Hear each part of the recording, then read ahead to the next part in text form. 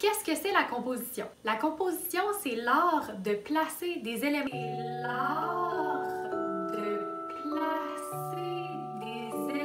Dans un tableau pour que ça soit intéressant, balancé et harmonieux.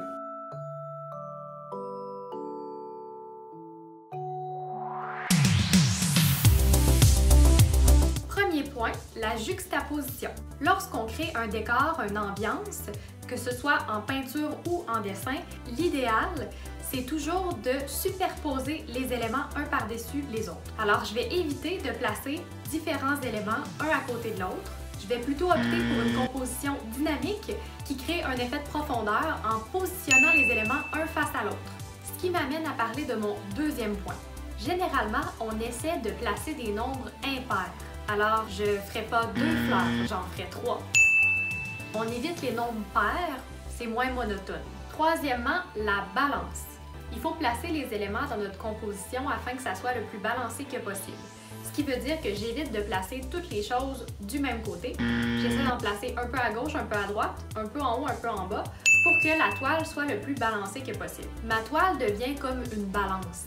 Ce qui veut dire que si j'ai un gros élément à droite, je vais tenter de placer 2 petits éléments à gauche pour venir balancer, pour venir équilibrer ma peinture ou mon dessin. C'est comme quand vous faites de la décoration à la maison, hein? Dans le salon, on ne place pas toutes les choses d'un bord du salon. On les place un peu partout pour que ça soit équilibré et harmonieux. Quatrième point, lorsqu'on a des bâtiments dans notre tableau, il faut toujours penser à la perspective.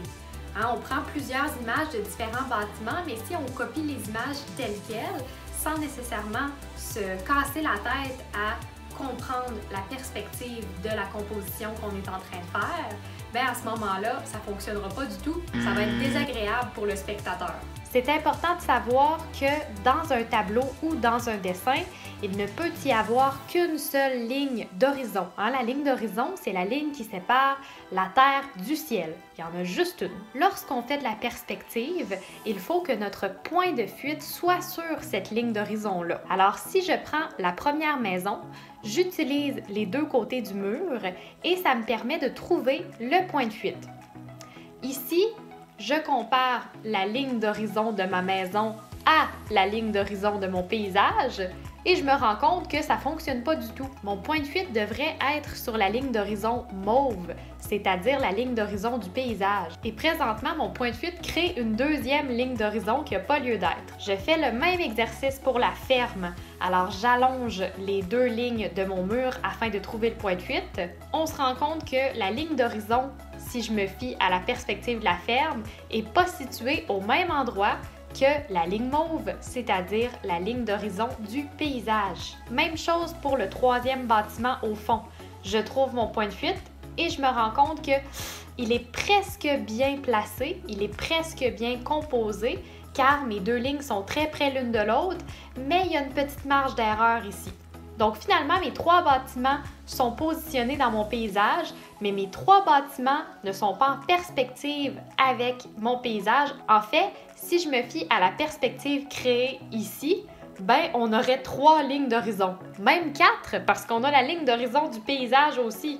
C'est impossible. Donc on choisit une ligne d'horizon et on s'assure que tous nos points de fuite de tous nos bâtiments se relient à cette ligne. Il faut décider l'emplacement qui sépare le ciel de la terre parce que c'est grâce à cette ligne d'horizon-là que par la suite, on va pouvoir placer nos bâtiments en perspective. Même principe, si on a un verre sur une table, un vase, on va vouloir choisir où est notre ligne d'horizon car cette ligne-là va influencer nos ellipses.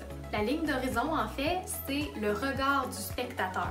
5e point, la profondeur de champ. C'est important de faire différents plans pour avoir une bonne profondeur. Exemple, ici, on voit mon premier plan, mon deuxième plan, mon 3e plan. Plus on a de plans, plus ça fait une toile qui est intéressante à regarder, le plus d'éléments que possible jusqu'au fond. Un truc qui peut vous aider, c'est de situer le sujet grâce à la règle des tiers. Alors, si j'ai un personnage, je viendrai placer sa tête dans ce qu'on appelle le point d'or. Pour trouver le point d'or, je divise ma toile en 3 parties égales à l'horizontale et en 3 parties égales à la verticale. On obtient donc 9 rectangles égaux. Voici l'endroit où est-ce que je placerai mon sujet. Dans une composition, on a donc 4 endroits qui sont des points d'art possibles. 7e point, je veux vous parler des couleurs complémentaires car ça peut être un truc pour donner un punch dans votre tableau à un endroit où vous souhaitez attirer l'attention. Si votre tableau est recouvert majoritairement d'une certaine couleur, par exemple le vert, quelle est la complémentaire du vert? C'est le rouge. Alors, l'élément que je souhaite mettre en valeur, je m'assurerai qu'il y a une petite touche de rouge dessus. 8e point, on évite les objets qui sortent de la toile. Alors, les objets qu'on verrait seulement de moitié. C'est important de voir l'ensemble des objets dans votre composition. On évite aussi un mouvement qui pourrait être sortant. Ça distrait le spectateur, ça le fait complètement sortir de votre sujet. Viou! Parti! 9e point. Lorsqu'on choisit plusieurs images puis qu'on veut les mettre ensemble dans une même composition, il faut aussi avoir en tête les ombres et les lumières. D'où provient ma lumière? Alors, sur les différents objets, des différentes images que vous allez avoir choisies, ça ne veut pas dire que la lumière vient du même endroit. Peut-être que sur une fleur, la lumière va venir de la gauche, sur une autre, la lumière va venir de la droite.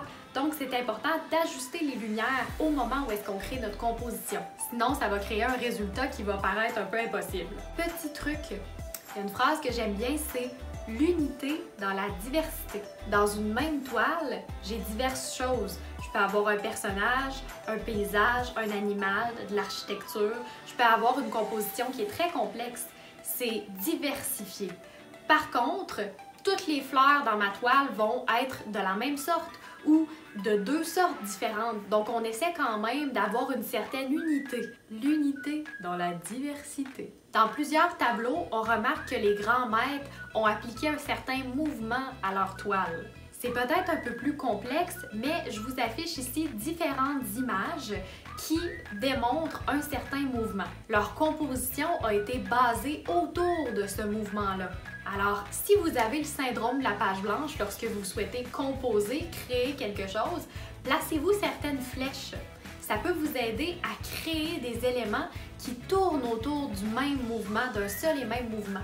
Autre chose à éviter, mon dernier point, on veut que le spectateur puisse entrer dans votre toile, on veut qu'il soit accueilli dans votre dessin. À ce moment-là, c'est important d'éviter toute chose qui pourrait le bloquer à entrer dans votre création.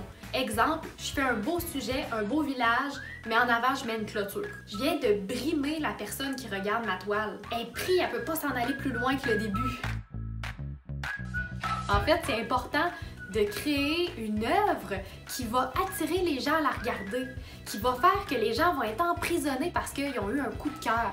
Puis le coup de cœur, ça vient de la composition. Hein, Queenie? Tu connais ça, toi?